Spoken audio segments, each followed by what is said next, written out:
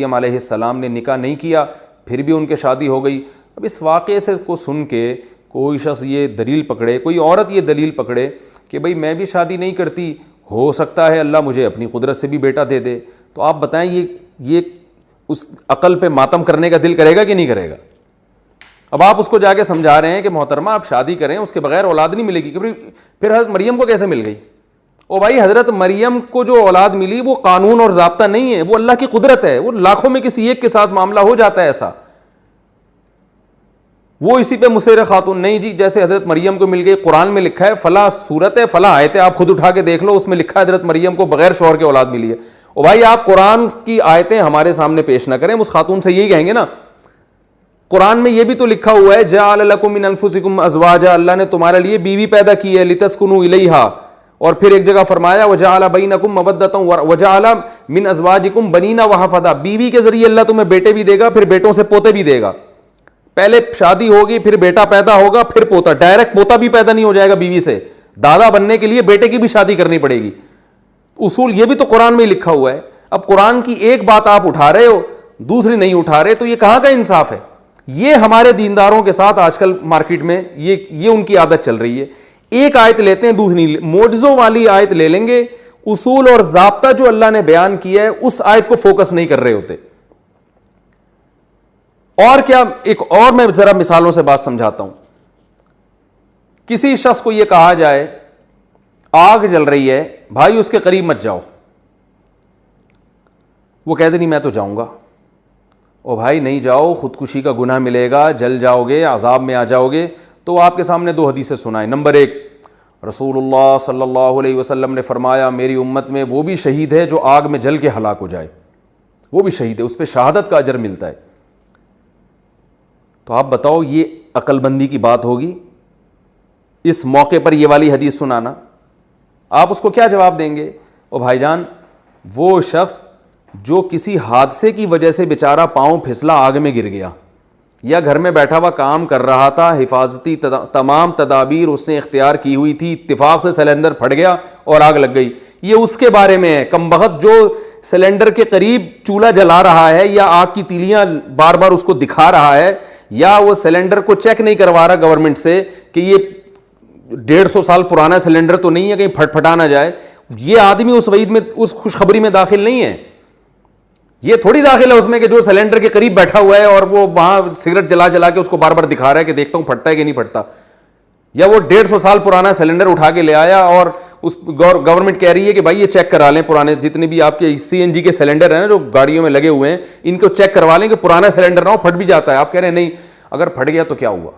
رسول اللہ صلی اللہ علیہ وسلم نے تو جل کے جو شہید ہو اس کے بارے میں فرمایا جو جل کے ہلاک ہو گئے وہ بھی شہادت کا مرتبہ پائے گا. کوئی بات نہیں, پھٹ گیا تو شہید ہو جائیں گے. تو آپ بتاؤ کھوپڑی میں آئے گی یہ بات؟ یہ دینداروں کی باتیں کر رہا ہوں آج کل. طاعون سے ہلاک ہو جائے شہادت ہے, اب کیا طاعون والے علاقے میں چلے جائیں؟ کرونا وائرس سے انتقال ہو گیا, یقیناً شہادت ہے, تو کیا وائرس والوں سے چپک چپک کے گلے ملنا شروع کر دیں اس چکر میں کہ یار کوئی بات نہیں, مر گئے تو شہید ہوں گے؟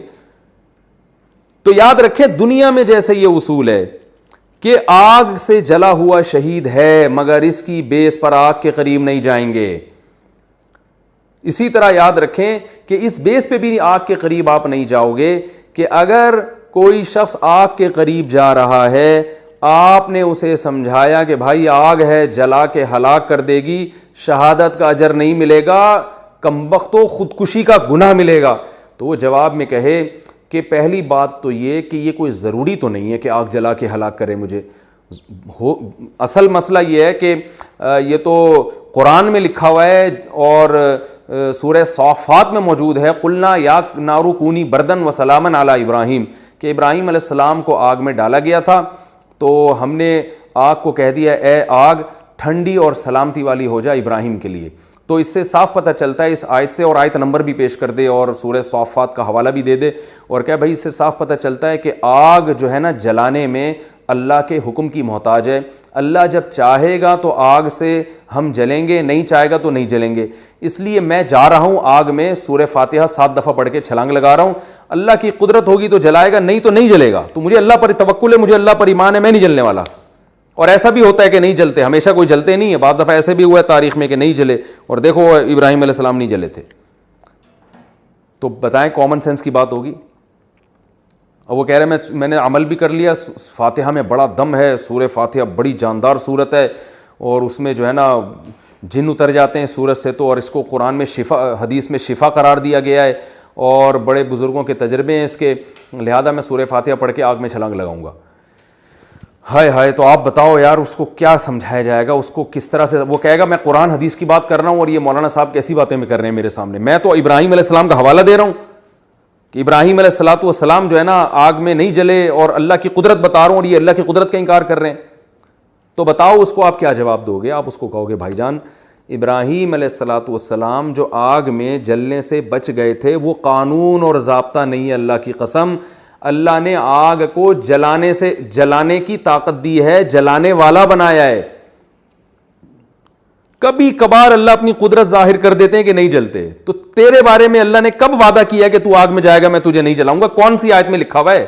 کہاں لکھا ہوا ہے یہ کون سی حدیث میں آیا ہے؟ تم سورہ فاتحہ پڑھ کے جاؤ, تہجد پڑھ کے جاؤ, 6 گھنٹے باقاعدہ رو رو کے جاؤ کہ اللہ مجھے نہیں جلانا, پھر بھی آگ جلائے گی اور تمہیں خودکشی کا گناہ ہوگا. اور خودکشی کیا ہے؟ حدیث میں آتا ہے, آپ صلی اللہ علیہ وسلم نے فرمایا جس شخص نے اپنے آپ کو جس طریقے سے ہلاک کیا, جب وہ مرے گا تو قیامت تک قبر میں برزخ کی زندگی میں اس کو سزا یہ دی جائے گی کہ وہ اسی طرح سے اپنے آپ کو مار مار کے ہلاک کرتا رہے گا.